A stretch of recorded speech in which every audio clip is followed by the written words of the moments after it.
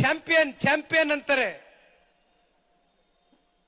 ಮಾನ್ಯ ಮುಖ್ಯಮಂತ್ರಿಗಳು ಇತ್ತೀಚಿನ ದಿನಗಳಲ್ಲಿ ಒಂದು ಹೇಳಿಕೆ ಕೊಟ್ಟರು, ಒಂದಿಷ್ಟು ಉದ್ದ ಬರೆದ್ರು.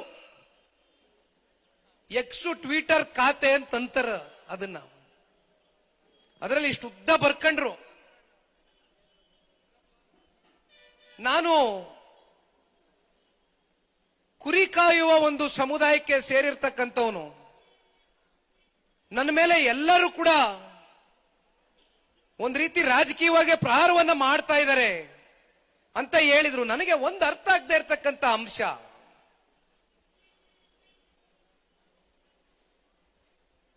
ನಮ್ಮ ಕರ್ನಾಟಕ ರಾಜ್ಯ ಕಂಡಂತ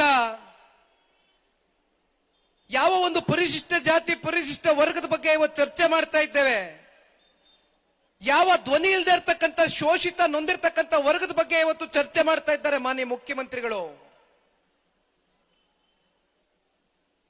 ದೇವರಾಜ ಅರಸರವರು ನಮ್ಮ ರಾಜ್ಯವನ್ನ ಪ್ರತಿನಿಧಿಸಿದ್ರು,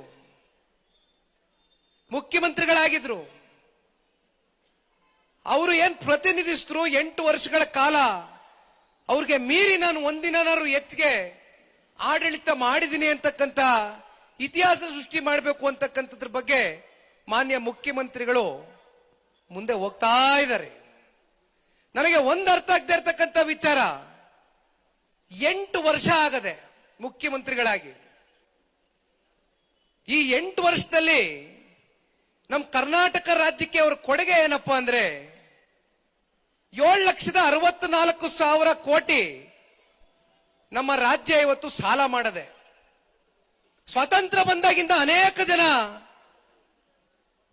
ರಾಜ್ಯದ ಮುಖ್ಯಮಂತ್ರಿಗಳಾಗಿ ಆಡಳಿತವನ್ನು ಮಾಡಿದ್ದಾರೆ, ಅನೇಕ ಪಕ್ಷಗಳು ಅಧಿಕಾರದಲ್ಲಿ ಬಂದವೆ. ಆದ್ರೆ 7,64,000 ಕೋಟಿಯಲ್ಲಿ ಅತಿ ಹೆಚ್ಚು ಸಾಲವನ್ನ ಮಾಡಿರ್ತಕ್ಕಂಥ ಕೀರ್ತಿ ಯಾರಿಗೆ ಸಲ್ಲಬೇಕು ಅಂದ್ರೆ, ನಂಗೆ ಬೇಜಾರಾಗ್ತದೆ ಹೇಳಕ್ಕೆ, ನೋವಾಯ್ತದೆ ಹೇಳಕ್ಕೆ. ಆದ್ರೆ ಇರ್ತಕ್ಕಂಥ ವಾಸ್ತವಾಂಶ ನಾವು ಮರೆಮಾಚಲಿಕ್ಕೆ ಆಗೋದಿಲ್ಲ. 5 ಲಕ್ಷ ಕೋಟಿ ಸಾಲ ಮಾಡಿದ್ದಾರೆ 8 ವರ್ಷದಲ್ಲಿ. ಅದರಲ್ಲಿ ಕೇವಲ 3 ವರ್ಷದಲ್ಲಿ ಪ್ರತಿ ವರ್ಷವೂ ಕೂಡ 1 ಕೋಟಿ ಸಾಲ ಮಾಡವ್ರೆ, 1 ಲಕ್ಷ ಕೋಟಿ ಸಾಲ ಮಾಡವ್ರೆ ಪ್ರತಿ ವರ್ಷ. ಅಂದ್ರೆ ದಿವಸಕ್ಕೆ ಎಷ್ಟಾಯ್ತು? 300 ಕೋಟಿ. ತಿಂಗಳಿಗೆ ಎಷ್ಟಾಯ್ತು? 8,500 ಕೋಟಿ.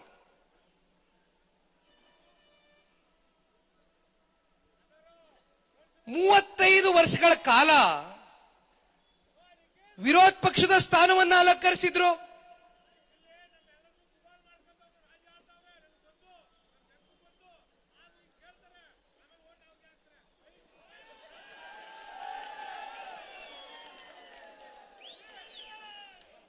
ಮುಖ್ಯಮಂತ್ರಿಗಳಾಗಿ 8 ವರ್ಷ ಪೂರೈಸಿರ್ಬೋದು ಕಾರಣ, ಇನ್ನ 35 ವರ್ಷ ಸತತವಾಗಿ ವಿರೋಧ ಪಕ್ಷದ ನಾಯಕನ ಸ್ಥಾನವನ್ನ ಅಲಂಕರಿಸಿದ್ದಾರೆ, ಉಪಮುಖ್ಯಮಂತ್ರಿ ಸ್ಥಾನವನ್ನ ಅಲಂಕರಿಸಿದ್ದಾರೆ, ಸಚಿವ ಸ್ಥಾನವನ್ನು ಕೂಡ ನೋಡಿದ್ದಾರೆ, ಕೊನೆಗೆ ಮುಖ್ಯಮಂತ್ರಿಗಳಾಗಿದ್ದಾರೆ.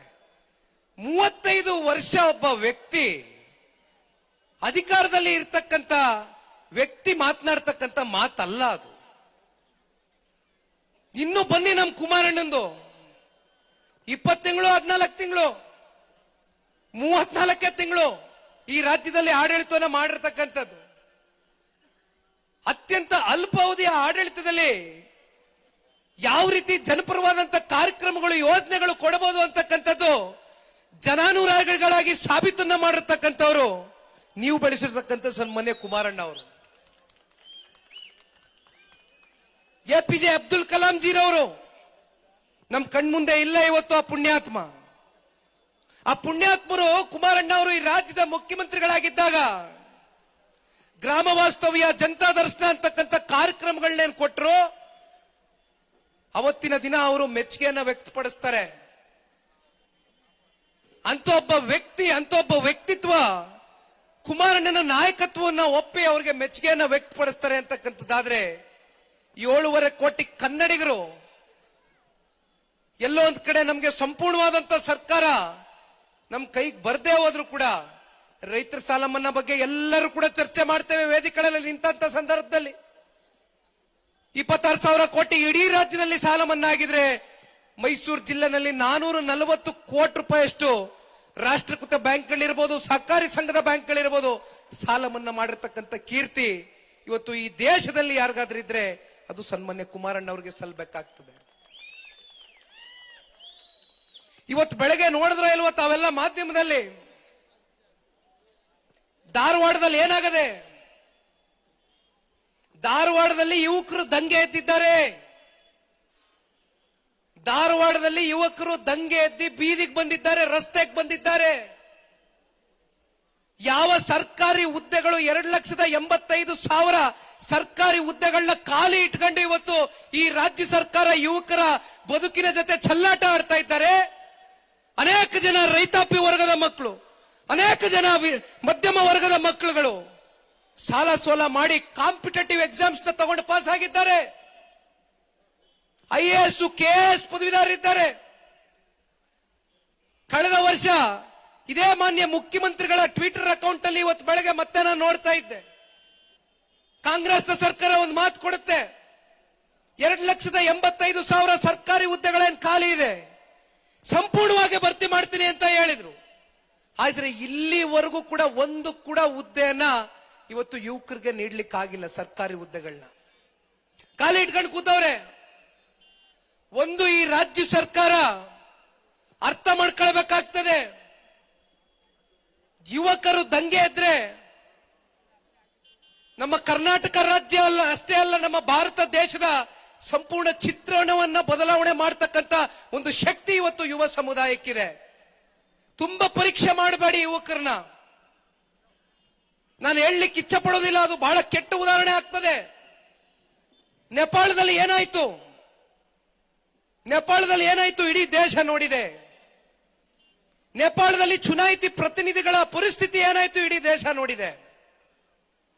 ದಯವಿಟ್ಟು ನಮ್ಮ ಯುವಕರ ಬಾಳಿನ ಜೊತೆ ಚೆಲ್ಲಾಟ ಆಡಬೇಡಿ. ಓದವ್ರೆ, ತಂದೆ ತಾಯಿಂದ್ರು ಕಷ್ಟಪಟ್ಟು ಸಾಲ ಸೋಲ ತಗೊಂಡು ಓದ್ಸವ್ರೆ. ಯುವಕರು ಕೇಳ್ತಾ ಇರ್ತಕ್ಕಂಥದ್ದು ಒಂದೇಯ, ಸ್ವಾಭಿಮಾನದ ಬದುಕು, ಸ್ವಾವಲಂಬಿಗಳಾಗಿ ಅವರ ಸ್ವಂತ ಕಾಲ ಮೇಲೆ ನಿಂತು ದುಡಿತಕ್ಕಂತ ಒಂದು ಇಚ್ಛಾಶಕ್ತಿ ಇಟ್ಕೊಂಡಿರ್ತಕ್ಕಂಥ ಯುವಕರ ಜೀವನದ ಜೊತೆ ಚೆಲ್ಲಾಟ ಆಡ್ತಾ ಇದ್ದಾರೆ ಕಾಂಗ್ರೆಸ್ನವರು. ದಯವಿಟ್ಟು ಇದೊಂದು ಎಚ್ಚರಿಕೆ ಆಗಿರಲಿ. ಇದು ನಿಖಿಲ್ ಕುಮಾರಸ್ವಾಮಿ ಕೊಡ್ತಾ ಇರ್ತಕ್ಕಂಥ ಎಚ್ಚರಿಕೆ ಅಲ್ಲ. ಇವತ್ತು ಧಾರವಾಡದಲ್ಲಿ ಬೀದಿಗೆ ಬಂದು ಇಳಿದು ಸಹಸ್ರಾರು ಸಂಖ್ಯೆಯಲ್ಲಿ ಇವತ್ತು ಯುವಕರು ಪ್ರತಿಭಟನೆಯನ್ನ ಮಾಡಿದ್ದಾರೆ. ಇದು ಕೇವಲ ಪ್ರಾರಂಭ. ದಯವಿಟ್ಟು ಇಡೀ ರಾಜ್ಯದಲ್ಲಿ ಯುವಕರನ್ನ ಈ ರೀತಿ ದಂಗೆ ಹೇಳ್ತಕ್ಕಂಥದಕ್ಕೆ ನೀವುಗಳು ಕಾರಣಕರ್ತರಾಗಬೇಡಿ. ಸರ್ಕಾರದಲ್ಲಿ ಕೂತಿರ್ತಕ್ಕಂಥವ್ರು ಇವತ್ತು